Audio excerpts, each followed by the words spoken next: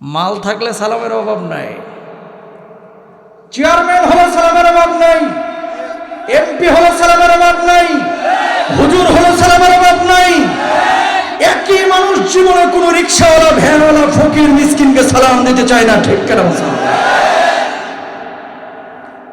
Be careful. ইবাদত শুধু আমরা মনে করি নামাজ, রোজা, হজ, যাকাত এগুলোই শুধুমাত্র ইবাদত না। কিছু কিছু জিনিস যেগুলো আমরা উদাসীনতার বশবর্তী হয়ে খুব সিম্পলি হ্যান্ডেল করি, কিন্তু এই জিনিসগুলো দিয়ে আল্লাহ রাব্বুল আলামিন সমাজটাকে, পরিবারটাকে অনেক সময় পরিবর্তন করে দেন, ঠিক কিনা? একটা উদাহরণ দিই আপনাদেরকে।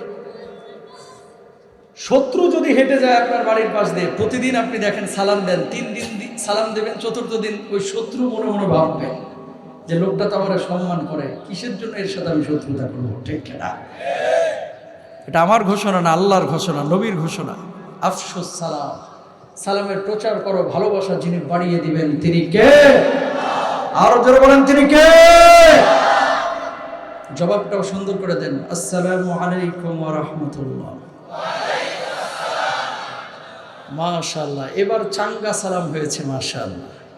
কিন্তু অনেকে বলেছেন ওয়ালাইকুম সালাম, না, বলেন ওয়ালাইকুমুস সালাম, সবাই বলেন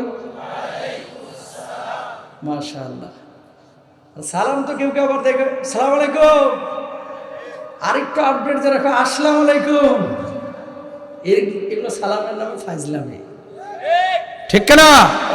বলেন আসসালামু আলাইকুম। ওয়ালাইকুমুস সালাম। নিয়ে এসেছেন আমাদেরকে যিনি, তিনি কে? জোরে বলেন, তিনি কে? একজন মানুষ প্রতিদিন 23,040 বার চোখের পাতা ফেলে, বিনা চার্জে এই চোখের পলক ফেলানোর যিনি তৌফিক দিয়েছেন তিনি কে? একটা হৃদপিণ্ড আল্লাহ আপনাকে দিয়েছে, যে হৃদপিণ্ডটা প্রতিদিন 1 লক্ষ বারের বেশি স্পন্দন দিচ্ছে। যেদিন আপনার হৃদপিণ্ডের স্পন্দন বন্ধ হবে, আর খুললো না, আপনার নামের শুরুতে মরহুম বসে যাবে, মানুষ আপনাকে লাশ বলবে, ঠিক না? একটা বার কি জীবনে কখনো ভেবেছেন ভাই, জন্মের পর থেকে চোখের পাতা ফেলছেন, হৃদপিণ্ডটা এই যে আপনার জীবনের শুরু থেকে আজ পর্যন্ত পাম্পিং দিচ্ছে, মোবাইলের চার্জ ফুরায় যায়, গাড়ির তেল শেষ হয়ে যায়, বিমানের ফুয়েল শেষ হয়ে যায়, কিন্তু আপনার হৃদপিণ্ড বন্ধ হয় না।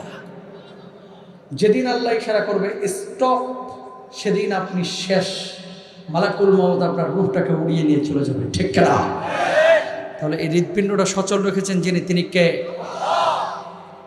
পেটের মধ্যে গরুর গোশত, মাছ, ডিম, দুধ, ওর মধ্যে কুমিল্লার রসমালাই একসাথে খাচ্ছেন, একটা বার কি চিন্তা করেছেন যে পেটটার মধ্যে এতগুলো খাবার, রসমালাইয়ের বাটিতে কেউ যদি গরুর গোশের ঝোল ঢালিয়ে দেয়, ওর ভিতরে আবার পাবদা মাছের ঝোল, ওর ভিতরে আবার ডিমের কুসুম ভেঙে দিল, আপনি ওরা চট করে মেরে দাঁত ফেলাই দেবেন, ঠিক না? বেটা, এটা খাওয়া যায়? এটা মানুষ খাইতে পারে? কি করলি একটা জিনিস, কিন্তু একই কাজ আপনি পেটের মধ্যে করে দিচ্ছেন, একসাথে খাচ্ছেন, হজম কেমনে হয়? 2 লিটার 2.5 লিটার অ্যাসিড আল্লাহ তাআলা আপনার পেটটার ভিতরে প্রতিদিন অটো উৎপাদন করছেন, যে অ্যাসিডগুলো আপনার খাবারটাকে হজম করছে। সুবহানাল্লাহ। আল্লাহরে চিনে নেন, তারপরে তাফসীরে ঢুকে। অক্সিজেন নেন কতটুকু? ডাক্তারদের ভাষ্য অনুসারে প্রতিদিন একজন মানুষ অক্সিজেন নেয় আল্লাহর কাছ থেকে 1.4 কিউবিক মিটার, যেটার বর্তমান বাজার দর হচ্ছে, যদি হসপিটালকে বিল দেওয়া লাগতো 24,000 টাকা প্রতিদিন, হসপিটালকে সিলিন্ডার বিল দেওয়া লাগতো। তার মানে 1 মাসে আল্লাহর কাছ থেকে ফ্রি অক্সিজেন নিয়েছেন প্রায় 7 লক্ষ টাকা। হিসাব করে দেখলাম 60 বছর হায়াত পাইলে একজন মানুষ আল্লাহর কাছ থেকে ফ্রি অক্সিজেন কয় টাকার নিচ্ছে, হিসাব করে পেলাম 54 কোটি টাকা। আল্লাহু আকবার বলবেন না? ও মুসলমান, এবার বলেন এই জমিনটার মালিক কে? বাঁচিয়ে রেখেছেন, টিকিয়ে রেখেছেন যিনি, তিনি কে? হৃদপিণ্ডকে যিনি সচল রেখেছেন তিনি কে? আল্লাহর জমিন ব্যবহার করে, আল্লাহর আসমান ব্যবহার করে, আল্লাহর নিয়ামত ব্যবহার করে দুনিয়ার কোনো মানুষ মানুষের গোলামি, চমচামি, দালালি করতে পারে না, ঠিক না? দালালি গোলামি হবে একমাত্র কার? আল্লাহ। এই জামানা চলতেছে সেই জামানা, মাল যেখানে, লিডার যেখানে, ও মুনাফিক হোক, চোর হোক, চিটার হোক, এর সাথে মানুষকে ভিড়ে, ঠিক কিনা ভাই? প্রিয় ভাইরা আমার, আজকে মাহফিলে আপনারা এসেছেন অনেক মানুষ, আলহামদুলিল্লাহ। আমি জানি কুমিল্লার মানুষ আমাকে ভালোবাসেন, আপনাদেরকে ভালোবাসেন। কিছু লোক এই মাহফিলে আসে না, এই চায়ের দোকানে বসে বসে গিবত কমিটির সভাপতির ভূমিকা পালন করতেছে। কারা আয়োজক, কি বিষয় আসে, এগুলো নিয়ে পিএইচডি করতেছে। কপাল পোড়া, আল্লাহ কবুল করে নাই, ঠিক না? আপনারা যে এসেছেন, বসেছেন, খুশি না বেজার? হৃদয় এবং জবানকে উজাড় করে বলেন আলহামদুলিল্লাহ। প্রিয় ভাইরা আমার, ঠিক এই মুহূর্তে আসমান থেকে এমন কিছু ফেরেশতা নেমেছে, যে ফেরেশতাগুলো আপনাদের উপরে রহমতের ডানাগুলো বিছিয়ে দিয়েছে। আল্লাহ রাব্বুল আলামিন বলেন, ফেরেশতারা এই মানুষগুলো এখানে কি করে? মা ইয়াকুলু ইবাদি, কি বলে, কি করে, কি বলে, কি করে? ফেরেশতারা তখন বলে, আল্লাহ, এই মানুষগুলো আপনার কোরআনের কথা শোনার জন্য এসেছে। আল্লাহ, এই মানুষগুলো আপনার নবীর সুন্নাহের কথা শোনার জন্য এসেছে। এই মানুষগুলো আপনার জিকির আজকারের জন্য এসেছে। আল্লাহ রাব্বুল আলামিন এবার বলেন, হাল রাআউনি, এই মানুষগুলোকে কখনো আমরা দেখছি? ফেরেশতারা তখন বলে, আল্লাহ, এই মানুষগুলো কখনো আপনারা দেখে নাই, চর্মচক্ষু দিয়ে মানুষগুলো আপনারা দেখাও সম্ভব না, না দেখে আপনাকে ভালোবেসে এখানে এসেছে। আল্লাহ রাব্বুল আলামিন তখন বলেন, কি চাই এই বান্দাগুলো, কি চাই? মা ইয়াসআলুনি, কি আমার কাছে চাই মানুষগুলো? এবার ফেরেশতারা বলে, আল্লাহ, এই মানুষগুলো আপনার কাছে জান্নাত কামনা করে। আল্লাহ, এই মানুষগুলো আপনার কাছে জাহান্নামের আযাব থেকে মুক্তি চায়। আল্লাহ রাব্বুল আলামিন তখন বলেন, উশহিদতুকুম, তোদেরকে আমি সাক্ষী রাখলাম। গফারতু লাহুম, আরামের ঘুমকে হারাম করে কনকনে ঠান্ডার মধ্যে অথবা গরমের মধ্যে খটখটার উপরে বসে বসে যে মানুষগুলো আলোচনা শুনছে, আমি আল্লাহ রাব্বুল আলামিন ওই মানুষগুলোর জীবনের গুনাহ খাতাগুলি মাফ করে দিলাম। সুবহানাল্লাহটারে পকেটে ঢুকায় রাখেন, বাইর করেন না। জোরে বলেন না সুবহানাল্লাহ। লাভ না ক্ষতি? এই লাভের মধ্যে থাকবেন না ইনশাআল্লাহ দোয়া পর্যন্ত। বুকে সাহস থাকলে আল্লাহর জন্য 1-1.5 ঘন্টা কোরবানি করতে কে কে রাজি আছেন? হাতটা তুলে দেখান। লিল্লাহি তাকবীর। হাতটা নামান। যে সূরা তেলাওয়াত করেছি কমন সূরা, সকলেই জানেন, সূরা আসর। আসর শব্দের কয়েকটা অর্থ হয়। একটা হচ্ছে জোহর থেকে আসরের নামাজের সময় পর্যন্ত এই সময়, আরেকটা হচ্ছে আসর থেকে নিয়ে মাগরিবের মধ্যবর্তী সময়, আরেকটি হচ্ছে সূর্য মধ্য আকাশে আসার পর থেকে নিয়ে সূর্য অস্তমিত হওয়া পর্যন্ত এই সময়। আল্লাহ সুবহানাহু ওয়া তাআলা এই সূরাটি নাজিল করেছেন কেন? দুনিয়ার জিন্দেগিতে কোন মানুষটা সফল কাম, কোন মানুষটা আখিরাতের জিন্দেগিতে আল্লাহর সন্তুষ্ট নিয়ে জান্নাতে যাবে? ছোট্ট একটা সূরা, কিন্তু এই পুরো সূরার মধ্যে আল্লাহ সুবহানাহু ওয়া তাআলা গোটা মুমিনের জীবনের লাইফ সার্কেল, রূপরেখা তুলে ধরেছেন। বলুন সুবহানাল্লাহ। প্রিয় ভাইরা আমার, কি বলছেন আল্লাহ রাব্বুল আলামিন? খেয়াল করেন, ওয়াল আসরি ইন্নাল ইনসানা লাফি খুসর, আসরের সময় শপথ, সমস্ত মানুষ ক্ষতির মধ্যে আছে।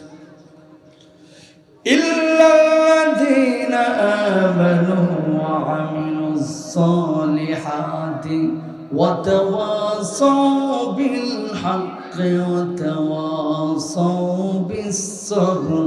আল্লাহ রাব্বুল আলামিন বললেন, 4 শ্রেণীর মানুষ দুনিয়ার জিন্দেগিতে আছে, এরা ক্ষতির মধ্যে নাই।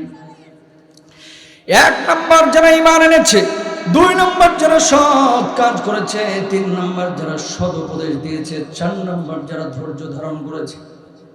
দুনিয়ার জিন্দেগিতে এই 4টা গুণ যদি কোনো মুমিনের মধ্যে থাকে, ও মুমিন নামাজ পড়বে, রোজা করবে, হজ করবে, যাকাত দেবে, ধৈর্য ধারণ করবে, সৎ উপদেশ মানুষকে দিবে। কিন্তু বর্তমান জামানার চিত্র হচ্ছে, মানুষ মৌখিকভাবে ঈমান আনলেও, বাপ দাদার পৈতৃক সূত্রে ঈমান আনলেও ঈমানের চূড়ান্ত বাস্তবায়ন কর্মক্ষেত্রে করে না, ঠিক কিনা? এই জন্য আল্লাহর নবী বলেছেন, কিয়ামতের আগে মসজিদগুলোতে মুসল্লি বাড়বে, কিন্তু ঈমানদারের সংখ্যা কমে যাবে। অন্য হাদিসের মধ্যে বলছেন, ইউসবিহু রাজুলুন মুমিনা ওয়া ইউমসি কাফিরা, সকালবেলায় মুমিন থাকবে, সন্ধ্যাবেলায় হয়ে যাবে কাফের। ওয়ায়ুমসি মুমিনা ওয়ায়ুসবিহু কাফিরা, সন্ধ্যাবেলায় থাকবে মুমিন, সকালবেলায় হয়ে যাবে কাফের। বর্তমান জামানায় হাজার হাজার মুসলমান বাংলার জমিনে আছে, ও নিজেও জানে না তার ঈমান নাই, সে কাফের হয়ে গেছে, কিন্তু দাবি করতেছে সে বড় মুসলমান। ঠিক কিনা? বোঝার আছে অনেক কিছু। কিন্তু উদাহরণ দেখেন, কেন বলতেছে এই কথাটা? ঈমান এনেছে। ঈমানের সংজ্ঞা কি? আল্লাহ রাসূলকে বিশ্বাস করা, আখিরাতের এই আসমানি কিতাব সমূহকে বিশ্বাস করা, ফেরেশতাকে বিশ্বাস করা, আখিরাত বিশ্বাস করা, কবরের জিন্দেগি বিশ্বাস করা, ঈমানের মৌলিক এই জিনিসগুলো। এটা আমরা সকলেই জানি। ঈমানের দাবিটা কি? তাওহীদের দাবি কি? আকীদা। অনেক মানুষের এলাকার মধ্যে ঠিক নাই। প্রমাণ নেন। সামনের কাতারে নামাজ পড়তেছে, কপালে 6 ইঞ্চি কালো দাগ। ছেলে থাকে দুবাই, মেয়ে থাকে আমেরিকা, আরেক ছেলে থাকে কুয়েত, আরেক ছেলে থাকে কাতার। বান্ডিল পাঠাচ্ছে প্রতি মাসে মাসে। কাকা মিয়া এগুলোকে সুদে ব্যাংকে খাটায় রাখছে। কথা বলেন না কেন? তুমি কপালে 6 ইঞ্চি কালো দাগ নিয়ে যদি সুদের ডিলার নিয়ে বসে থাকো, আল্লাহর কসম তোমার নামাজ কবুল হবে না। ঠিক কিনা?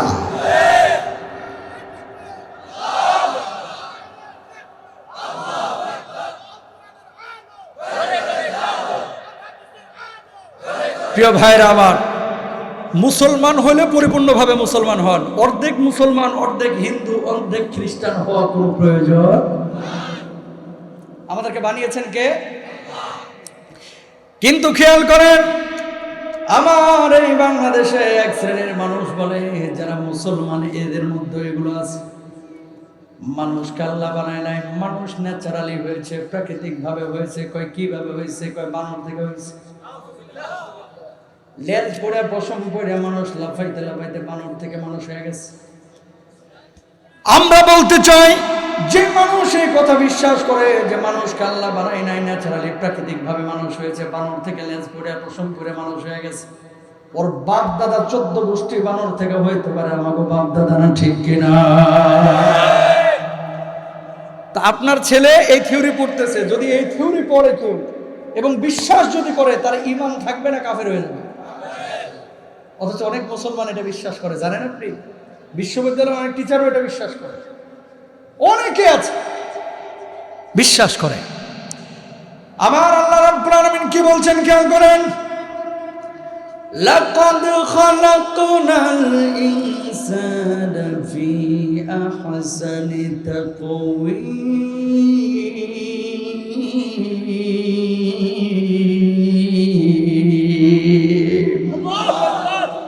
আমি আল্লাহ রাব্বুল আলামিন সুন্দর আকার আকৃতি দিয়ে, অবয়ব দিয়ে মানুষকে বানাইছি।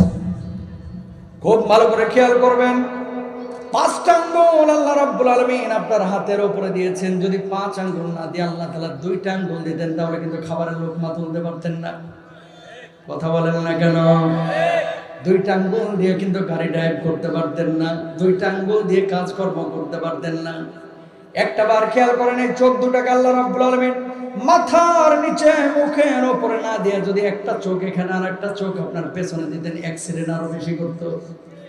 2 দিকে তাকাইতে গিয়ে কোনো দিকে মনোযোগ থাকতো না, আনমনা হয়ে থাকতো, অ্যাক্সিডেন্ট বেশি হইতো। খেয়াল করেন, নাকটাকে আল্লাহ রাব্বুল আলামিন যদি এখানে না দিয়ে আপনার নিতম্বের উপরে দিত, নিতম্ব বুঝেননি? পেছনে যদি আপনার মলমূত্র ত্যাগের যে জায়গাটা আছে, এর উপরে নাকটাকে আল্লাহ দিত, থাকতে পারতেন? টিকা যাইতো? দাঁত যদি আল্লাহ রাব্বুল আলামিন 2টা দিত, খাইতে পারতেন? যেভাবে যেখানে প্রয়োজন সেইভাবে আল্লাহ রাব্বুল আলামিন আপনাকে তৈরি করেছে। জোরে বলেন সুবহানাল্লাহ। সূরা মুমিনুনের মধ্যে আল্লাহ রাব্বুল আলামিন কি বলছেন খেয়াল করেন, কিভাবে জীবন সার্কেল, লাইফ সার্কেল আপনাকে বানিয়েছেন আল্লাহ তাআলা।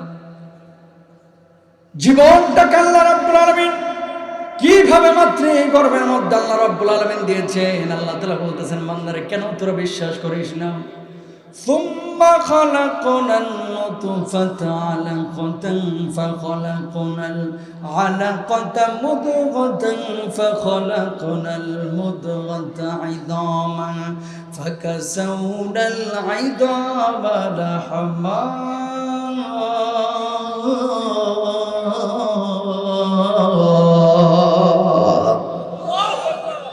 আল্লাহ রাব্বুল আলামিন বললেন, ও বান্দা, তোর বাপ মার মিলনের পরে আমি আল্লাহ রাব্বুল আলামিন একটা শুক্র বন্ধু মায়ের পেটের মধ্যে তৈরি করলাম। আওয়াজ করো না বাবা, আওয়াজ করো না বাবা, ও বাবা, বাবা ও বুঝে গেছে একেবারে, আওয়াজ করো না, এখানে আওয়াজ করো না। কি বলছেন আল্লাহ তাআলা? মায়ের পেটের মধ্যে আল্লাহ রাব্বুল আলামিন বাপ মার মিলনের পরে একটা শুক্রবিন্দু তৈরি করেছিলেন। ওই শুক্রবিন্দুটাকে আল্লাহ তাআলা রক্তের পিণ্ডে পরিণত করলেন। ওই রক্তের পিণ্ডটাকে মায়ের অন্ধকার পেটের মধ্যে আল্লাহ রাব্বুল আলামিন এবার গোশতের পিণ্ডে পরিণত করলেন। ওই গোশতের উপর আল্লাহ রাব্বুল আলামিন মাথার হাড়, বুকের হাড়, পিঠের হাড়, মেরুদণ্ডের হাড় এগুলোকে ফ্রেম আকারে বিছিয়ে দিলেন। ওই হাড়ের উপর আল্লাহ রাব্বুল আলামিন আবার গোশতের প্রলেপ দিলেন।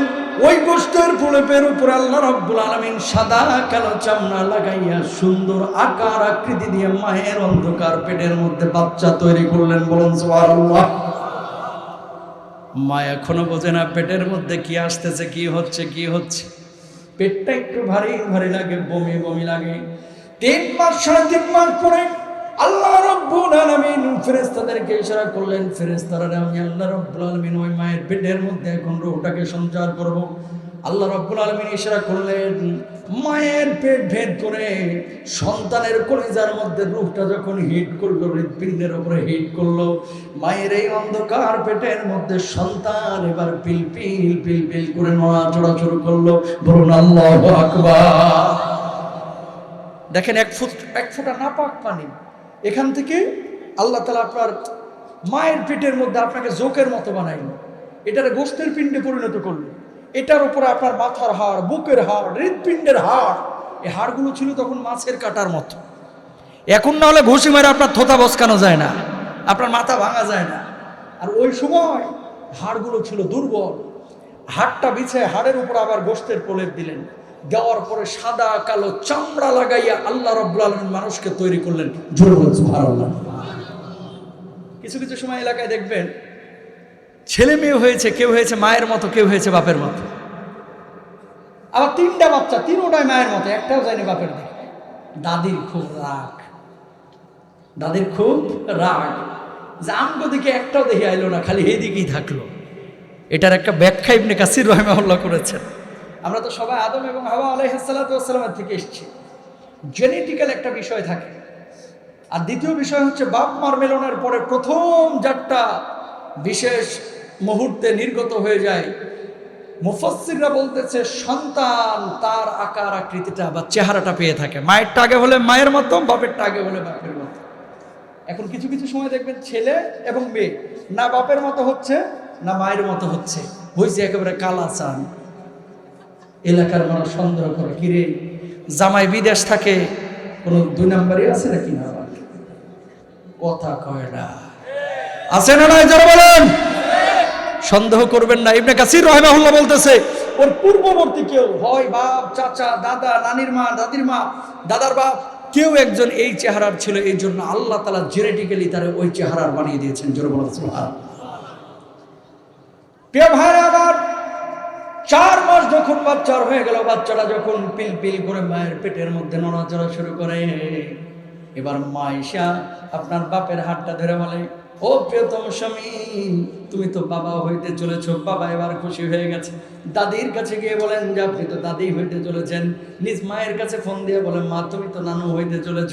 ভাতিজার কাছে, এই ভাইয়ের কাছে ফোন দিয়ে, দেবরের কাছে ফোন দিয়ে বলে তুমি চাচা হইতে চলেছ, তুমি ভাবি হইতে চলেছ। কত কথা।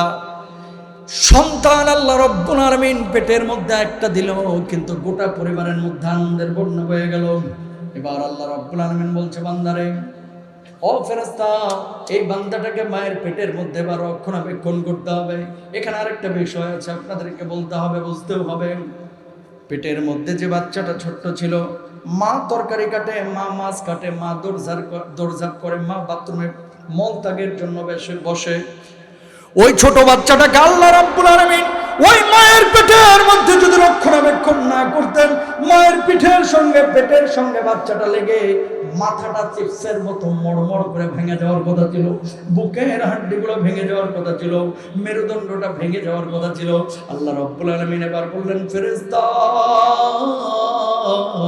আর দেরি করিস না, আর দেরি করিস না, মায়ের পেটের মধ্যে এবার ইন্টেনসিভ কেয়ার ইউনিট একটা তৈরি করে দে। ও ভাইরা আমার, আপনার এলাকার মধ্যে দোকানের মধ্যে গেলে দেখবেন অনেক সময় সাদা প্যাকেটের মতো একটা বেলুন পাওয়া যায়। ওইরকম একটা বেলুনের মতো প্যাকেট আল্লাহ তাআলা আপনার মায়ের পেটের মধ্যে তৈরি করে দিয়েছেন। এবার ফেরেশতারা বলতেছেন, আল্লাহ কি করব, প্যাকেট তো তৈরি করলাম। আল্লাহ রাব্বুল আলামিন বললেন, ওই বেলুনের প্যাকেটের মধ্যে এবার 2 লিটার 2.5 লিটার পিচ্ছিল পানি ঢুকিয়ে দেয়। পিচ্ছিল পানি ঢুকিয়ে দেওয়া হলো। ফেরেশতারা বলল, আল্লাহ এবার আমরা কি করব? ওই পানির উপরে বাচ্চাটারে ভাসায় দেয়, ভাসায় দেওয়া হলো। আল্লাহ এবার কি করব? মায়ের নাড়ির সঙ্গে সন্তানের নাড়িটাকে মিলিয়ে দে। মায়ের নাড়ির সঙ্গে মিলিয়ে দেওয়া হলো। আল্লাহ এবার কি করব? মায়ের হায়েজের রক্তটা বন্ধ করে দে। এবার আল্লাহ রাব্বুল আলামিন ওই মায়ের হায়েজের রক্ত বন্ধ করে মা যে খাবার খায়, একটা অংশ নিজের জন্য রাখে আর আরেকটা অংশ ওই নাড়ির মধ্যে দিয়ে বাচ্চার পেটের মধ্যে সরবরাহ করে। জোরে বলবেন না সুবহানাল্লাহ? আহা, 6 মাস 7 মাস পরে মায়ের মুখের রুচি বেড়ে যায়। ম্যাক্সিমাম প্রেগনেন্ট মহিলাদের 6-7 মাসে দেখবেন রুচি বাড়ে, খাইতে মন চায় খালি।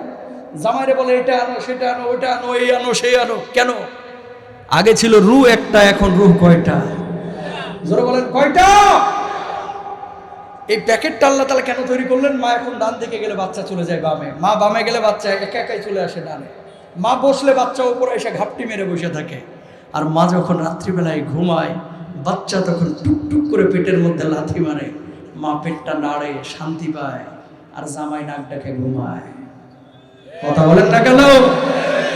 একটু যদি হুঁশ হাঁস করছে স্যাত করে ওঠে। ভাবসাব এরকম মদিনা থেকে উহুদ পাহাড় নিয়ে এসে মক্কায় রেখে আইছে। আরে বেটি সারাদিন আজারে বসেছিল। এরকম কিছু চামার মার্কা জামাই আছে না নাই? জোরে কর। বাড়িতে ঢুকলে দারোগার মতো আচরণ, যেন দুনিয়ার সব কাজ হে করে আইছে কুমিল্লায়। আর বাড়িতে আর বউ আজারে বসেছিল। শুনেন, 10 মাস 10 দিন যে কষ্ট মা করেছে, এই কষ্টের প্রতিদান আল্লাহ ছাড়া আপনার বুকের চামড়া দিয়ে জুতা বানাইলেও এই প্রতিদান জীবনে শোধ করতে পারবেন না। ঠিক কিনা? কেন বললাম এই কথাটা? ইল্লাল্লাযীনা আমানু, যারা ঈমান এনেছে, আল্লাহর একত্ববাদ তাওহীদকে যারা স্বীকার করেছে, এরা কখনো ডারউইনের মতবাদ বিশ্বাস করতে পারে না। কখনো কখনো এলাকার খাদ্যমন্ত্রী আপনাদের ছিল রেলমন্ত্রী। রেলমন্ত্রী ছিল দেখে আজকে রেল সচলভাবে চলতেছে। রেলমন্ত্রীর মাধ্যমে রেল চলে না, রেলমন্ত্রী বন্দোবস্ত করে, মাধ্যম হিসাবে কাজ করে। চালান যিনি, তিনি কে? আরো জোরে বলেন, তিনি কে? খাদ্যমন্ত্রীর এই উদ্যোগের কারণে এবার খাদ্যটা বেড়ে গেছে। টাটকা সিঁড়ি বোঝে নাই কথা রে। কয় মৎস্যমন্ত্রীর এই প্ল্যানের কারণে এবছরের ইলিশ উৎপাদন বেড়ে গেছে। টাটকা সিঁড়ি কি কথাবার্তা! ইমানই নাই, কাফের হয়ে গেছে, নিজেও জানে না। ও মুসলমান, ডারউইনের মতবাদ মুসলমান বিশ্বাস করতে পারে না।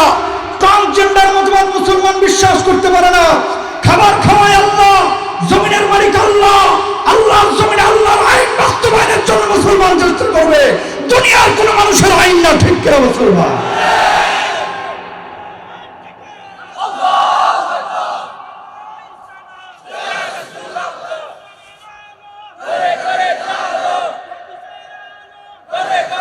প্রিয় ভাইরা আমার, বি কেয়ারফুল।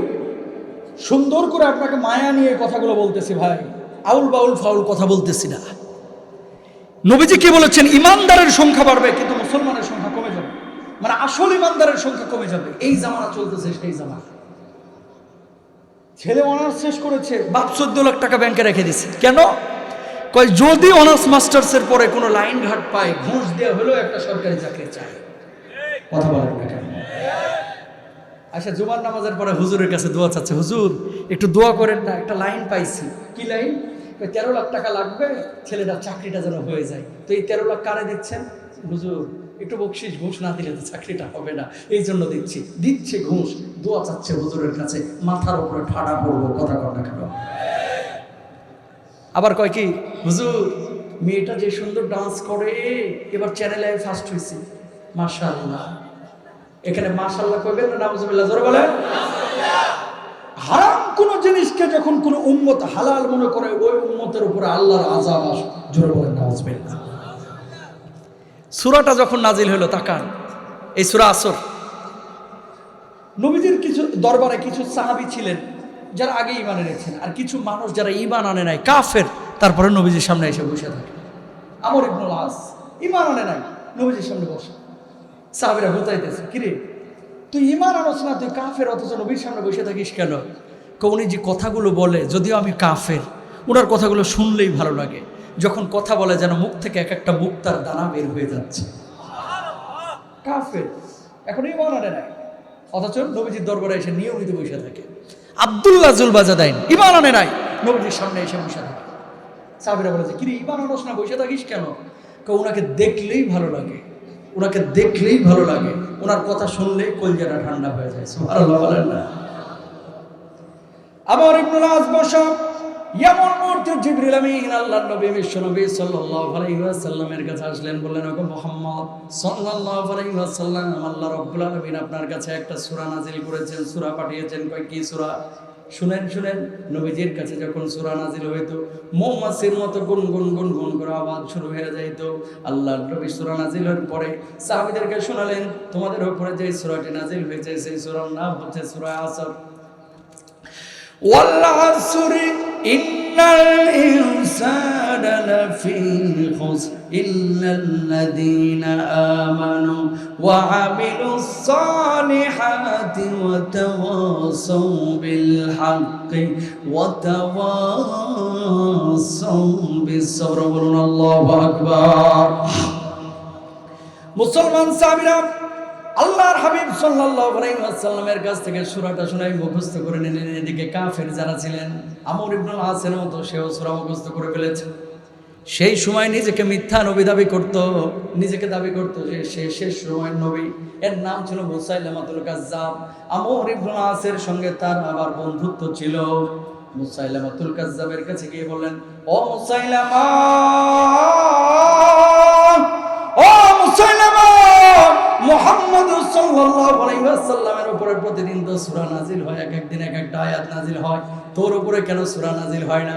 অমনি মুসাইলামাতুল কাজ্জাব জবাব দিল, মুহাম্মদ সাল্লাল্লাহু আলাইহি ওয়াসাল্লামের উপরে যে সূরা নাজিল হয়, মানুষের সামনে এই সূরাগুলো বেশি বেশি উনি আলোচনা করে। আমার উপরেও সূরা নাজিল হয়, কিন্তু মানুষের সামনে আমি প্রকাশ করি না। বলেন নাউযুবিল্লাহ। আমর ইবনুল আস বলতেছে, মুসাইলামা, তোর উপরে কোনো সূরা টোরা নাজিল হয় না? কয়, বেটা, আমার উপরে সূরা নাজিল হয়, মুহাম্মদের মতো আমি এরকম বলে বেড়াই না মানুষের সামনে। চাপাবাজি করতেছে। আচ্ছা, গতদিন তো একটা সূরা নাজিল হয়েছে মুহাম্মদ সাল্লাল্লাহু আলাইহি ওয়াসাল্লামের, সূরাটার নাম হচ্ছে সূরা আসর। বলছে, তোর মুখস্থ হয়েছে? হ্যাঁ, বল দেখি একটু। ওয়াল আসরি ইন্নাল ইনসানা লাফি খুসর, উনি শেষ পর্যন্ত শোনায় দিল। কাফের হওয়ার পরও সূরা মুখস্থ করে ফেলেছে। আল্লাহু আকবার বলবেন না? ও মুসাইলামাতুল কাজ্জাব, তোর উপরে যে সূরা নাজিল হয়েছে, একটু সূরাটা শোনা না। একটা সূরা শোনা, অন্তত জীবনে তো শোনাইতে পারলি না। মাথাটা নিচু করে গুনগুন গুনগুন করে কি যেন মুখস্থ করলো। মাথাটা উঁচে বলতেছে, আমার উপরেও গত রাতে একটা নাজিল হয়েছে, এখনো কাউরে বলি নাই, তোরে বলমনি। আজকে যদি না বলস তাহলে তোর লগে আর কোনো বন্ধুত্ব নাই। কয়, শুন তাহলে। ইয়া অব্র অব্র ফা ইন্নামা আনতালা বুতুনানে ও সদরা সদরা। হে খরগোশের বাচ্চা, তোর কানগুলো খাটো, তোর ল্যাঞ্জাটা ছোট, তোর পেটটা মোটা, তোর পাগুলো ছোট। এটা বলে সূরা। ইবলিসও বিশ্বাস করবে না, ঠিক না? কথা কয় না। এটা বলছে সূরা, এটা সূরা। যে খরগোশের বাচ্চা, তোর কান ছোট, তোর পাগুলো খাটো, তোর পেটটা মোটা, তোর ল্যাঞ্জা ছোট, এটা কোনো সূরা হতে পারে?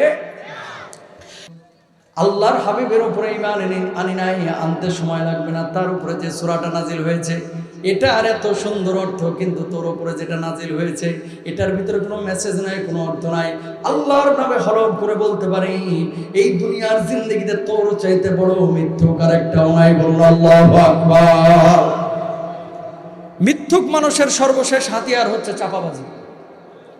গত 15 বছরে এরকম অনেক লিডার আপনারা পাইছেন, মিডিয়ার সামনে যখন কথা বলতো যেন গত রাতে জান্নাত থেকে পালায় আসছে। কথা বলেন না কেন?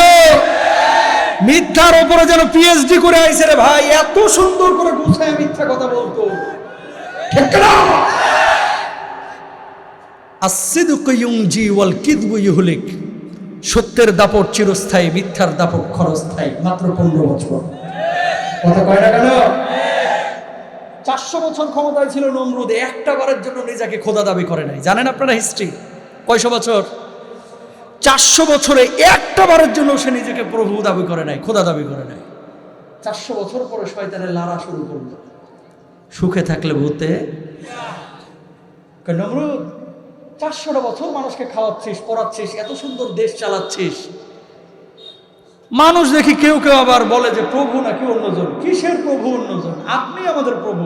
কিছু পুলিশ হাউন আঙ্কেলের মতো হেরে তাল দেওয়া শুরু করে। কথা বুঝেন নাই? আপনি খাওয়াচ্ছেন, আপনি পড়াচ্ছেন, আপনি আবার অন্য কথা বলবেন কেন? আপনি প্রভু দাবি করে ফেলেন। পুলিশরা এরকম বলে দিল। নমরুদ এবার সমস্ত রাজ্যের মানুষগুলোকে মাহফিলে ডাকলো। কয় তোমাদের সাথে আমার একটা পরামর্শ আছে। কয় কি বাবা বলেন?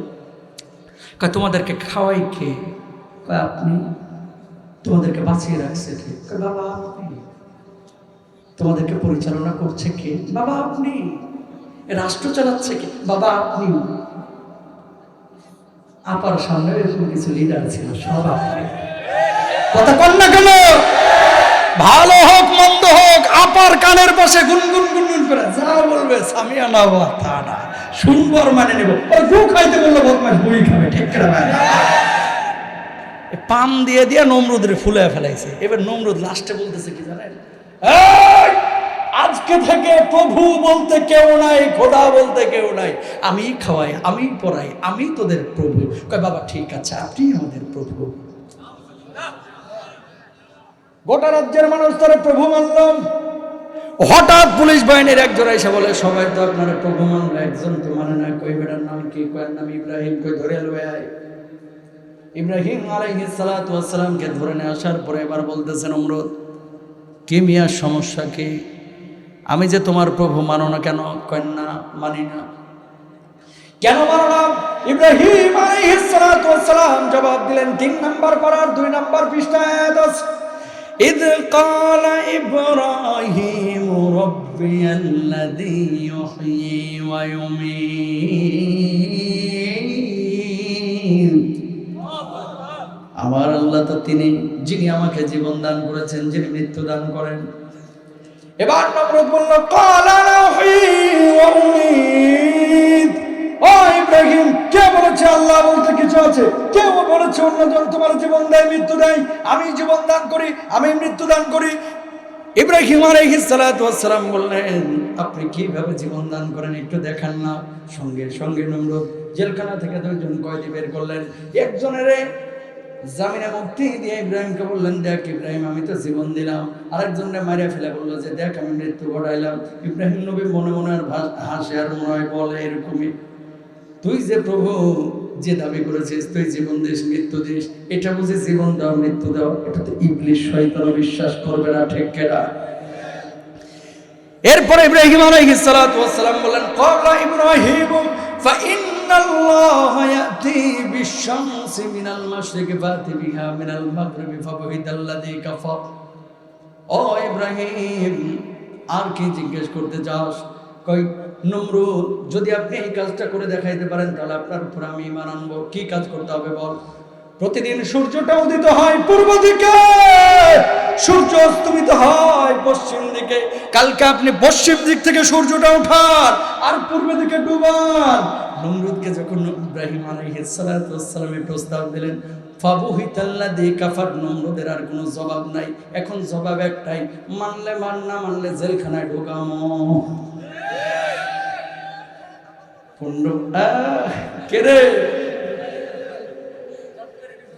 ভাই দলিলে পারে না, যুক্তিতে পারে না, তর্কে পারে না, সত্যতে পারে না, সর্বশেষ জবাব হচ্ছে মিথ্যা মামলা দিয়া জেলখানায় ঢুকার, ফাঁসির কাস্টে দেয়, ঠিক না? পাপ বাপেরও ছাড়ে না, পাপ বাপেরও ছাড়ে না। সিদকে ইউনজি ওয়াল কিযবু ইহলিক। সত্য মুক্তি দেয়, মিথ্যা মানুষকে ধ্বংস করে। জালেম যখন ক্ষমতা পায় এটাই মনে করে যে আমার কেউ সরাইতে পারবে না, একটা ফাঁক কিন্তু থেকে যায় যেটা দিয়ে তার অধঃপতন হয়, ঠিক না? পৃথিবীতে কখনো কোনো মানুষের উপরে জুলুম করবেন না ভাই, কখনো না, কখনো না। কেন বললাম এই কথাটা? আমর ইবনুল আসকাফের মানুষ মুসাইলামাতুল কাজ্জাবের সামনে সত্য কথা অকপটে বলে দিয়েছে। ইব্রাহিম আলাইহিস সালাতু ওয়াস সালামকে নমরুদ বলতেছে মানবা কি মানবা না তোমার ব্যাপার, জেলে কিন্তু দিয়ে দেবো। জেলে দে, আগুনে কিন্তু নিক্ষেপ করবো, আগুনে নিক্ষেপ কর, কোনো সমস্যা নাই, তোরে আমি প্রভু মানবো না। এই জামানার কিছু মুসলমান পাবেন আপনার এলাকাতেও, হুজুরদের সাথে মিশলে যখন চলাফেরা করেন, ভাই কি বলেন, আপনারা কলজা দিয়ে ভালোবাসি, বুকটা ফাড়া কলজাটা আপনারা খাওয়াই দিতে পারবো। আবার যখন আওয়ামী লীগের সাথে মিলে কয় কি বলেন, এই মোল্লারা হচ্ছে পৃথিবীর দুশ্মন, কথা বলেন না কেন? আবার যখন জাতীয় পার্টির এর সাথে মিশবে তখন বলবে যে কি বলেন, বিএনপি জামাত আওয়ামী লীগ এরা সব খবিস, চাচা আপনি একমাত্র ভালো, কথা বলেন না কেন? যখন যেভাবে যেদিকে সুবিধা ওইদিকে ছাতাটা ধরে, খোলসটা চেঞ্জ করে, এরা মুসলমান নামধারী মুনাফেক, ঠিক কিনা? এরকম মুনাফেক গোটা কুমিল্লাতে একটাও নাই। আল্লাহর নবী মক্কা বিজয়ের পরে সবাইকে সাধারণ ক্ষমা ঘোষণা করেছিলেন, 14 জন মানুষকে সাধারণ ক্ষমার আওতায় আনেন নাই, এরা ছিল মুনাফেক। আমি উপদেষ্টাদেরকে বলবো, সমন্বয়কদেরকে বলবো, মুনাফেককে যদি উপদেষ্টা বানাও, আল্লাহর আদালতে তোমাদেরও দাঁড়াইতে হবে, এই দেশবাসী তোমাদেরকে জবাব দেবে, ঠিক না?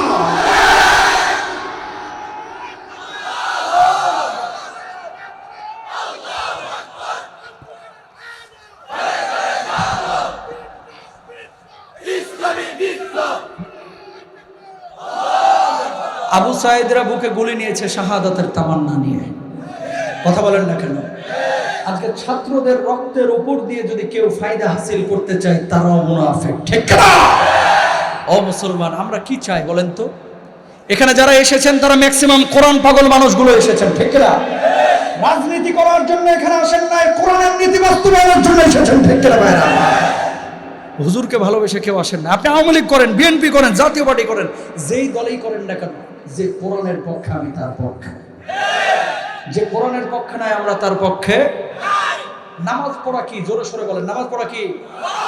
সবাই বলে, খারাপ লাগলে বলেন, এখনই দোয়া করে দিই, কিন্তু কষ্ট দিব না আপনাদেরকে। নামাজ পড়া কি?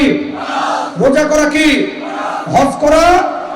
আপনারা কিন্তু বলতেছেন আছে কোথায়? বলেন, আছে কোরআনে। নামাজ পড়া ফরজ কোরআনে, রোজা করা ফরজ কোরআনে, হজ করা ফরজ কোরআনে, যাকাত দেওয়া ফরজ কোরআনে। ওই কোরআনেই আল্লাহ বলছে, ওমাল্লাম ইয়াহকুম বিমা আনজালাল্লাহ ফাউলাইকা হুমুল কাফিরুন ফাউলাইকা হুমুল ফাসিকুন ফাউলাইকা হুমুল যালিমুন। নামাজ পড়া যেমন ফরজ আছে কোরআনে, রোজা করা ফরজ যেমন কোরআনে, হজ করা ফরজ যেমন কোরআনে, ওই আল্লাহর আইন বাস্তবায়ন করা ফরজ সেই কোরআনে। ওটা মানো, এটা কেন মানো না? তুমি মুসলমান নাম ধরে মুনাফিক, ঠিক না?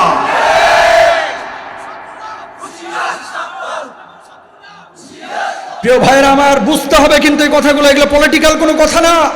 শুরুতে আমি বলেছি মুসলমানের সংখ্যা বাড়বে, ইমানদারের সংখ্যা বাড়বে, আসল মুসলমানের সংখ্যা কমে যাবে। এই জামানায় ম্যাক্সিমাম এলাকায় একই চিত্র, বলার কেউ নাই, বললেও এই কান দিয়ে শুনে এই কান দিয়ে বাইর করে ফেলে, ঠিক না? তাহলে কি বুঝেন এখান থেকে? বুঝেনটা কি? বুঝার আছে এই, কোরআনে যা আছে তা মানবো, কোরআনে যা নাই তা মানবো না, ঠিক না? নবীজি যা বলেছে বৈধ তা করব, নবীজি যেটা নিষেধ করেছে তা করব। প্রিয় ভাইরা আমার, এবার খেয়াল করেন, সাহাবী রাদিয়াল্লাহু আনহুম আজমাইন যখন ঈমান এনেছিলেন, তাদের ঈমানের অবস্থাটা কি ছিল আর আমাদের ঈমানের অবস্থাটা কি? আব্দুল্লাহ জুলবাদায়ের নবীজির সামনে সব সময় বসা থাকে। এবার একদিন বলছেন, ওগো নবীজি, আর ঈমানের বাইরে থাকতে চাই না, আপনি আমার কালেমা পড়ায় দেন, আমি ইসলাম কবুল করতে চাই। আল্লাহর নবী কালেমা পড়া দিলেন। কালেমা পড়ার পরে এবার নিজের চাচার কাছে গেলেন। ওই চাচার কাছে, তিনি লালিত পালিত চাচা ছিল মুশরিক, সঙ্গে সঙ্গে ক্ষিপ্ত হয়ে গেলেন, এত বড় সাহস তো ঈমান এনেছে, এই মুহূর্তে ঈমান ছাড়বে, অথবা এই বাড়িঘর ছাড়বে, সম্পদ ছাড়বে, খাবারের রোডগুলো ছাড়বে। চাচার কাছে আব্দুল্লাহ জবাব দিলেন, চাচা বুঝে শুনেই কিন্তু আমি ঈমান এনেছি, ঈমান ছাড়তে পারবো না। তাহলে বাড়ি ঘর ছাড়ে, সম্পদ ছাড়ে, খামারের রোডগুলো ছেড়ে দে।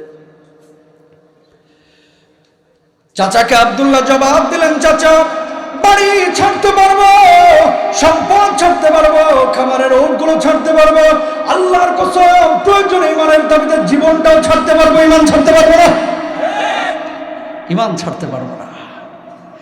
ওই মুহূর্তে চাচা শীতের রজনী, শীতের মাঝরাত, কয়ে বলতে আমার বাড়ি থেকে বের হয়ে যাবে। যেমনি বাড়ি থেকে বের হয়ে যাচ্ছেন, কয়েক পরনের জামা কাপড়টা খুলে দিয়ে যাবে। আব্দুল্লাহ জুলবাজেদাইন বললেন, চাচা দোহাই লাগে আল্লাহর, আপনি আমার জামা কাপড়টা খুলে নিয়েন না, আমি তো উলঙ্গ হয়ে যাবো, সব কিছুর দাবি তো আমি ছেড়ে দিয়েছি। মায়া জন্মাইল না চাচার, এই জামা কাপড় তো আমি কিনে দিয়েছি, এই মুহূর্তে জামা কাপড় খুলবি নতুবা ঈমান ছাড়বি। সঙ্গে সঙ্গে আব্দুল্লাহ জুলবাজেদাইন জামা কাপড়টা খুলে শীতের রজনীতে উলঙ্গ হয়ে গেলেন, বিবস্ত্র হয়ে নিজের বুড়িমার কাছে গেলেন রাতের মাঝখানে। ও মা, তোমার কাছে কি এক টুকরা চাদর হবে নাকি, যেটা দিয়ে আমি আমার লজ্জা স্থানটা রাখবো? বাজান তোর অবস্থা কেন, তোর অবস্থা কেন, কি হয়েছে কি হয়েছে গো মা? মা যখন জিজ্ঞেস করলো, এবার সন্তান জবাব দিচ্ছে, ঈমান আনার কারণে আমার চাচা আমার বাড়ি থেকে বের করে দিয়েছে, সম্পদ কেড়ে নিয়েছে, খামারের ওটগুলো কেড়ে নিয়েছে, এমনকি আমার পরনের জামা কাপড়টা কেড়ে নিয়েছে। ও মা, এক টুকরা চাদর দাও, আমি চাদরটা দিয়ে কোনো মতো লজ্জা স্থানটা রাখছি। ওই রাতে আল্লাহর নবী, বিশ্ব নবী সাল্লাল্লাহু আলাইহি ওয়াসাল্লামের বাড়ির দিকে দিয়েছেন দৌড়। আল্লাহর নবী তখন তাহাজ্জুদের নামাজের জন্য জাগ্রত হয়েছে। নবীজি সালাম ফিরানোর পরে দেখতে পেলেন একজন যুবক আল্লাহর নবীর বাড়ির সামনে দাঁড়ানো। আল্লাহর নবী বললেন, যুবক কি নাম তোমার, কি নাম? তোমার তো চিনলাম না, কোথা থেকে এসেছো? রাতের অন্ধকারে নবীজি তার চেহারাটা চিনতে পারে নাই।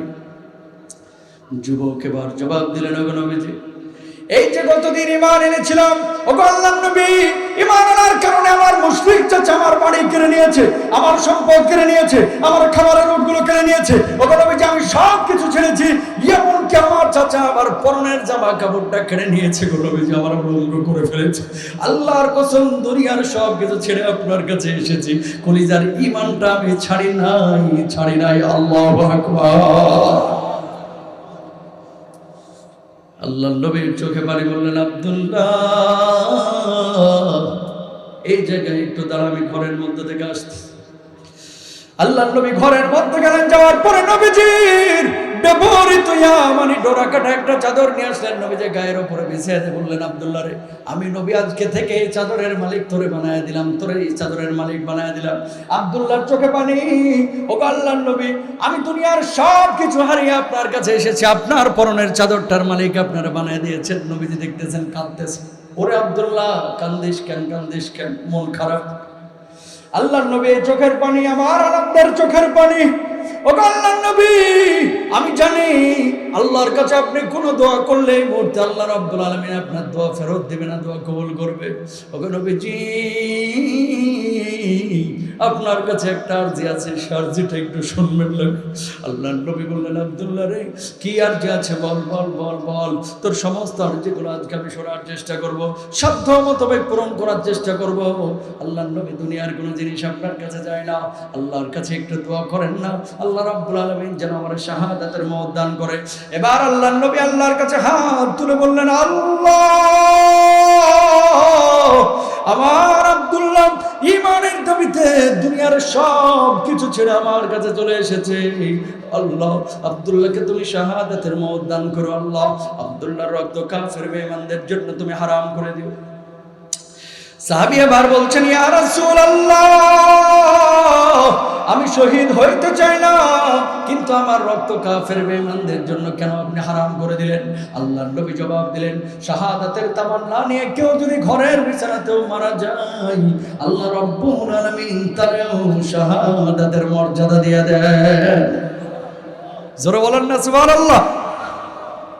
নবীজি দোয়া করলেন, দোয়ার পরে যা মসজিদে নববীর পাশে যে গরিব সাহাবীরা আছে এদের সঙ্গে থাকা শুরু কর।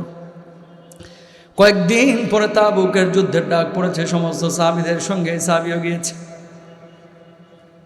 হঠাৎ জ্বরে আক্রান্ত, মাগরিবের নামাজের আগে দুনিয়া থেকে বিদায় নিয়ে চলে গেলেন। এই সাহাবীর ইন্তেকাল হয়ে গেল জিহাদের আগে, যুদ্ধের আগে। এই মাগরিবের নামাজের পর আবু বকর গোসল দিচ্ছেন লাশটারে। আল্লাহর নবী তাবুর পাশ দিয়ে হেঁটে যাচ্ছে। আবু বকর, কাল লাশ গোসল দিচ্ছ, কিছুই তো আমি জানি না। ও আল্লাহর নবী, আপনার সাহাবী আব্দুল্লাহ জুলবাজদাইন দুনিয়া থেকে বিদায় নিয়ে চলে গেছে জ্বরে আক্রান্ত হয়ে। নবীজি থমকে গেলেন, এই সংবাদ তো আমার কেউ পৌঁছায়নি, আমার আব্দুল্লাহ না নাই, আমার আব্দুল্লাহ নাই। নবীজি ফুপিয়ে ফুপিয়ে কাঁদছেন আর চোখ দিয়ে টপ টপ টপ টপ করে পানি পড়তেছে। কতক্ষণ পর আল্লাহর নবী মাথা উঠিয়ে বললেন, আবু বকর, লাশ গোসল দিচ্ছ, ভালো কথা, খবরদার যারা যারা নামাজ কেউ পড়াইবে না। ওগো নবীজি, কোন সাহাবীর ব্যাপারে তো এমন কথা কোনোদিন আপনি বললেন না, তার জানাজার নামাজ পড়াবে না, আজকে কেন এই কথা আপনি কেন বলছেন? আল্লাহর নবী জবাব দিলেন, আমার আব্দুল্লাহর জানাজার নামাজের ইমামতি আমি নবী নিজেই করব। আল্লাহু আকবার। নবীজি জানাজার নামাজ পড়াইলে লাভ না ক্ষতি? আহা, জানাজার নামাজ পড়িয়া সাহাবীরা দৌড় দিছে কবরে নামবে। এই একজন সাহাবীও কবরে নামবা না। নবীজি সবার আগে নামলেন। এই ওমর এ পাশে নামো, ওমর, আবু বকর এ পাশে নামো। কবরে একটা পৃথিবীর শ্রেষ্ঠ তিনজন মানুষ এই কবরে দাঁড়ানো। লাশটা আমার হাতে দাও। নবীজি লাশটা আকাশের দিকে তুলে বলছেন, আল্লাহ, আমি আব্দুল্লাহর উপরে খুশি আছি, আল্লাহ তুমিও খুশি হয়ে যাও। জোরে বলেন সুবহানাল্লাহ। পৃথিবীতে আর কিছু লাগে ভাই? লাশ দাফন হয়ে গেছে, সব সাহাবীরা বাড়ি চলে গেছে, আবু বকর সরে না, কবরটারে এভাবে থাপ্পড় মারতেছে। অন্যান্য সাহাবীরা এসে বলছে, আবু বকর, কবর উপরে থাপ্পড়াচ্ছেন কেন? জবাব দিলেন, মাত্র কয়েকদিন আগে ইসলাম কবুল করেছে, কি কপাল নিয়ে জন্ম নিয়েছিল রে আব্দুল্লাহ, আজকে তোর লাশের জায়গায় আমি আবু বকরের লাশটা কেন হলো না, কেন হলো না? বলুন আল্লাহু আকবার। একটাবার চিন্তা করেন তো, 85 বছরের বুড়া মানুষ এখানে আছেন, 45 বছরের মানুষ এখানে আছেন, 30 বছরের যুবক এখানে আছেন, 22 বছরের তাগড়া ইয়ং এখানে আছেন। ইসলাম কবুল করেছেন প্রায় 30 বছর, 40 বছর, 50 বছর, 80 বছর আগে। অটো ইসলাম পেয়ে গেছে। কলিজার মধ্যে একটা বারের জন্য শাহাদাতের তামান্না অনেকেরই জাগ্রত হয় নাই, ঠিক কিনা? অথচ আমরা দাবি করি আমরা মুসলমান। গত 15 বছরে জিহাদ আর জঙ্গিবাদের ট্যাবলেট এমন ভাবে পাবলিকরে খাওয়ানো হয়েছে, জিহাদ বলতে কোনো কিছু নাই, জিহাদ আর জঙ্গি পাবলিক একই মনে করে, ঠিক কিনা ভাইরা? জিহাদ আর জঙ্গি কি এক জিনিস? 12 জন 15 জন মিলে মসজিদের বারান্দায় বসে বসে তাফসীরুল কোরআন পড়তেছে বা তাফসীরে বাইজবি পড়তেছে, কি ইবনে কাসির পড়তেছে বা বুখারী শরীফের দার্স দিচ্ছে, হঠাৎ এসে ঘেরাও করে ফেলছে গোয়েন্দা। আগে কি হয়েছে? জিহাদি বইসহ জঙ্গি বইসহ 21 জন জঙ্গি আটক। সাংবাদিকরা এইভাবে ফ্লাশ করে দিয়েছে। ও মুসলমান, কোরআনটা যদি হাতের সামনে থাকতো দেখাইতাম।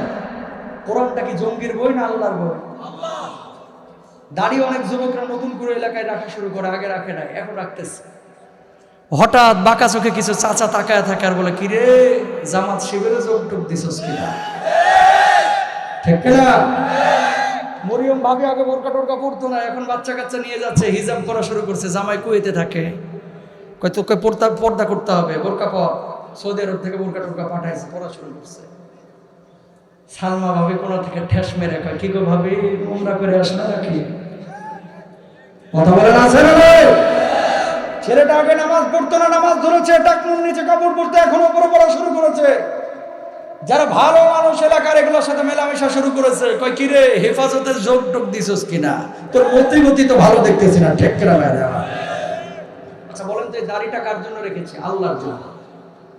এই টুপিটা নবীর সুন্নাহ টুপি, এই জুব্বাটা নবীর সুন্নাহের জুব্বা, এই কোরআনটা আল্লাহর কোরআন। কেউ যদি দাড়িকে বলে জঙ্গির দাড়ি, কেউ যদি টুপিকে বলে জঙ্গির টুপি, কেউ যদি কোরআনকে বলে জঙ্গির বই, এগুলো গ্রহণ করে 1000 বার জঙ্গি হতে রাজি আছি। আল্লাহ আল্লাহর নবীকে কষ্ট দিতে রাজি নাই, ঠিক কিনা? কিছু জালেম আছে, এগুলো নিজেরাও মানে না, আরেকজন মানলে পছন্দ করে না। মাহফিল নিজেরাও করে না, আরেকজন করলে এটা সহ্য করতে পারে না। কথা বলেন, ঠিক কিনা? ভালো কাজ নিজে পারলে করে, না পারলে চুপ থাকেন। কিন্তু ভালো কাজে বাধা দেওয়া এটা মুনাফিকদের কাজ, কাফের বেঈমানদের কাজ, ঠিক কিনা? প্রিয় ভাইরা, কি মেসেজ? ইন্না ইল্লাল্লাযীনা আমানু ওয়া আমিলুস সলিহাত। সৎ কাজের কথা বলা হয়েছে। সারা পৃথিবীর মুসলমানরা আজকে মার খাচ্ছে, খেয়াল করে দেখেন। গোটা দুনিয়ার মুসলমান মার খাচ্ছে। আপনি কুয়েতে যান, কাতারে যান, লেবাননে যান, মিশরে যান, লিবিয়ায় যান, সৌদি আরবে যান, মুসলমানদের সম্পদ কম নাই, সংখ্যা কম নাই, দেশ কম নাই, প্রভাব প্রতিপত্তি কম নাই, তারপরে মার খাচ্ছে। কারণটা কি? ওয়া আমিলুস সলিহাত, আল্লাহ যে বলেছে ভালো কাজগুলো করো, হালালকে হারাম মনে করো না, হারামকে হালাল মনে করো না, এই কাজগুলো এই বর্তমান জামানায় বেশি হচ্ছে। তাকান, নবীজি বলছেন ইয়াস্তাহিল্লুনাল হিরা ওয়াল হারিরা ওয়াল খামরা ওয়াল মাআসিফ। আমার উম্মতের মধ্যে এক শ্রেণীর উম্মত জেনা ব্যভিচারকে হালাল মনে করবে, অবৈধ প্রেম রিলেশন, আমার জিএফ, আমার বিএফ, আমার গার্লফ্রেন্ড বয়ফ্রেন্ড, এরকম কথা কয় না? ডেটিং করে এসে আবার বন্ধুরা মিলে চায়ের দোকানে বসে কয়, দোস্ত রে আজকে 3 ঘন্টা কাটাইলাম, গর্ব করে বলতেছে জাহান্নামের আগুন দিয়ে তোর মাথায় ঠাডা মারা হবে। ঠিক কিনা ভাইরা? এরকম কিছু লোক আছে না নাই? নবীজি বলছেন ইয়াস্তাহিল্লুনাল হিরা ওয়াল হারিরা, চিকন চাকন পোশাক পরিধান করবে, প্রেম রিলেশন জেনা ব্যভিচারকে হালাল মনে করবে। এই জামানায় বিয়েটা হয়ে গেছে কঠিন, জেনাটা হয়ে গেছে সহজ। কথা কয় না?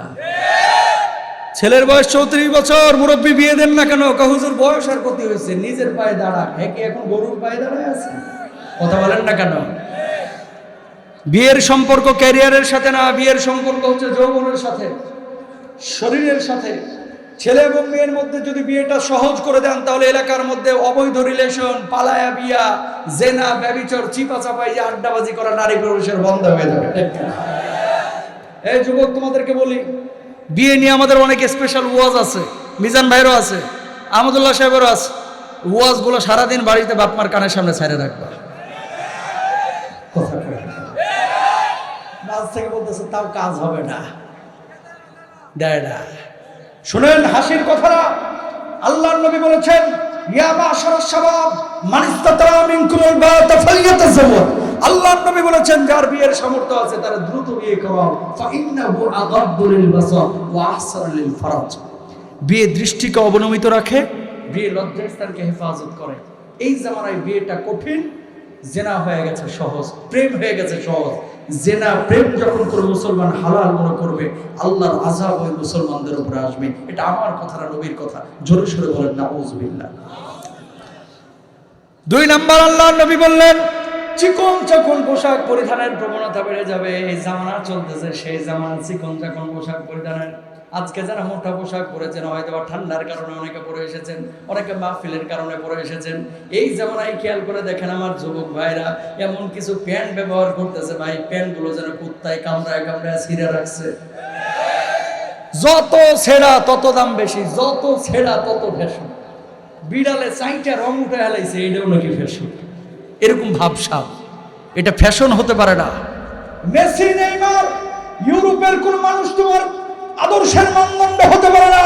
আমাদের আদর্শের মানদণ্ড একমাত্র মুহাম্মদুর রাসূলুল্লাহ সাল্লাল্লাহু আলাইহি ওয়াসাল্লাম। সুতরাং নবীজি যেভাবে চুল রেখেছে আমরা সেভাবে রাখবো, নবীজি যে পোশাক পরেছে আমরা সে পোশাক পরবো, নবীজি যে পোশাক পরিধানের জন্য আদেশ করেছে সেটা পরবো। নবীজি বলেছেন কিয়ামতের আগে আরেক শ্রেণীর মহিলা বাইর হবে, নিসাউন আরিয়া। কি? এই মহিলাগুলো পোশাক পরবে কিন্তু ভেতরের আকার আকৃতি বোঝা যাবে। মাথার উপরে খোপাটা করবে উটের পিঠের মতো। যারা পর্দা করে না তাদের কথা ভিন্ন। অনেক পর্দাওয়ালী হিজাবওয়ালী মহিলাও এখন দেখা যাচ্ছে হিজাব করতেছে, খোপাটারে চুক্কা করে এখানে রেখে দিচ্ছে। বিয়ের অনুষ্ঠান, গায়ে হলুদের অনুষ্ঠানগুলো দেখেন, বোরকাওয়ালিরাও নাচতেছে, অনেক মুরব্বীও নাচছে।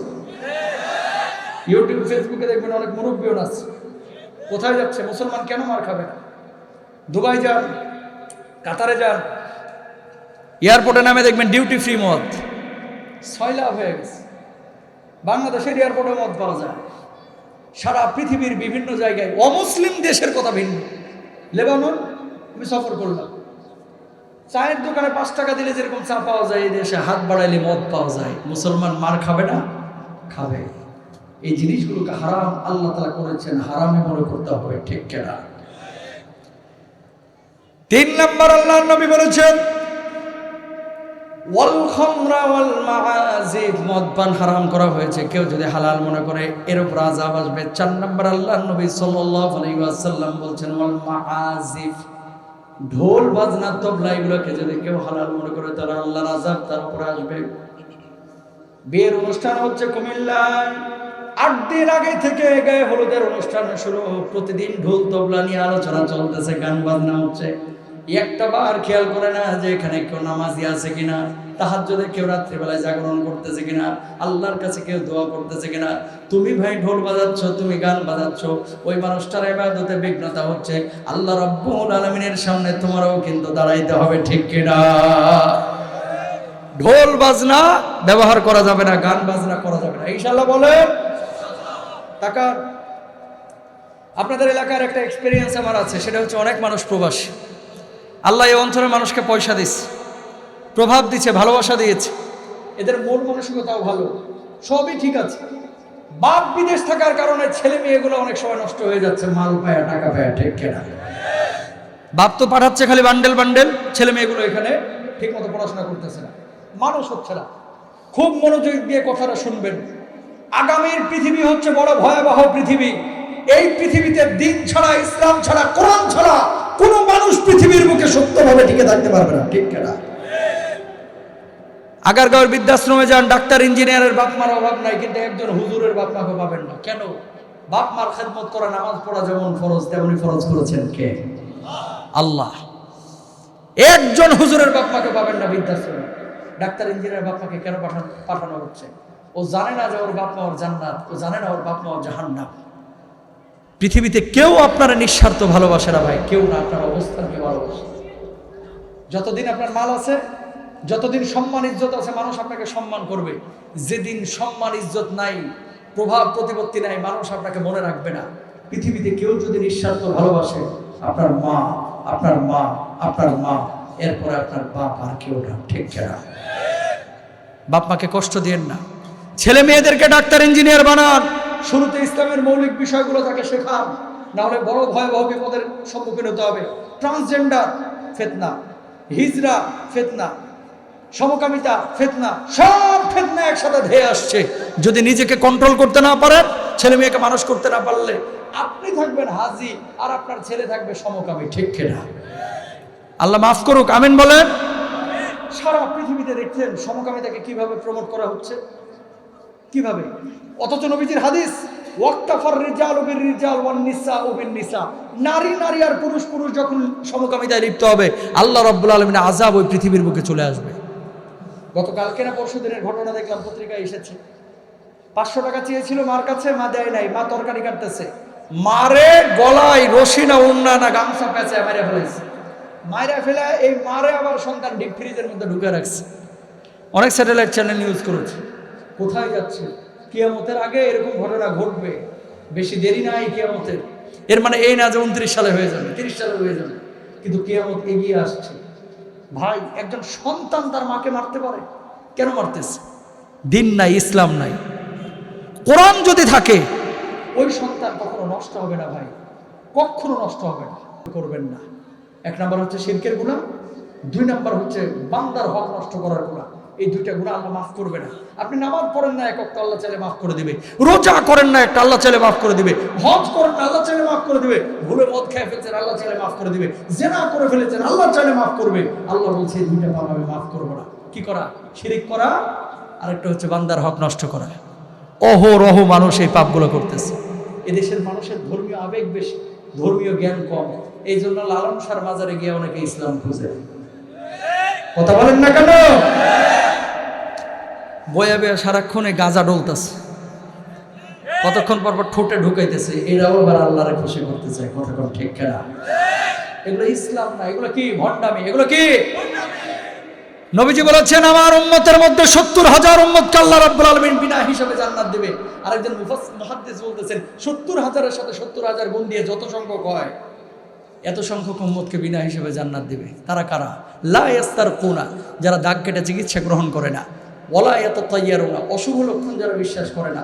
ওয়ালা ইয়াত্তুবুনা, যারা অবৈধ ঝাড়ফুঁক করে না। ওয়া আলা রাব্বিহিম ইয়াতাওয়াক্কালুন, সর্বাবস্থায় যারা আল্লাহর উপরে তাওয়াক্কুল করে, এদেরকে আল্লাহ তাআলা কিয়ামতের ময়দানে বিনা হিসাবে আল্লাহর জান্নাতে দিবে। জোরে সরে বলেন সুবহানাল্লাহ। কি শিখলাম সূরা থেকে? 1 নাম্বার ঈমান আনতে হবে। আল্লাহর জন্য যেখানে জানের প্রয়োজন জান দেব, যেখানে মালের প্রয়োজন সেখানে মাল দেব। সৎ কাজ করব, কখনো মানুষকে ঠকাবো না, শিরকের ধারে কাছে যাব না, হারাম কাজে জড়াবো না, হালালের সাথে থাকার চেষ্টা করব। আল্লাহ তাআলা তৌফিক দান করুক। সবাই বলেন আমিন।